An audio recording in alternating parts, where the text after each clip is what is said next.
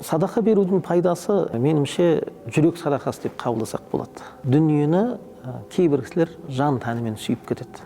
Жомарт адамдар, садақа бергіш адамдар сол махаббатын қиып тастап, мұқтаждарға бөліп береді. Бәлкім бұл садақа қалта садақасы емес, жүрек садақасы деп айтсақ дұрыс болады. Өмірде пайдасы орасан, садақа берген адам бата алады. Бізде қазақ халқы бата мен көгереді деген астарлы сөзді келтіреді. Ал бірде Әзірет Алиге сұрақ қояды. Жаңағы еврей ұлтынан танысы болған, ол да бай кісі.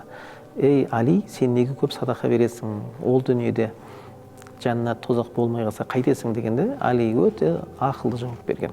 Иә, ол дүниеде Мұхаммед пайғамбар үйреткен жәннат пен тозақ болмай қалса, мына өмірде Али жомарт адам еді, жақсы адам еді деген атағын қалады деген. Сондықтан садақа берген кезде мына дүниенің өзінде достары, ағайындары, жағдайы төмен отбасылар арасында жомарт жақсы адам деген аты қалады.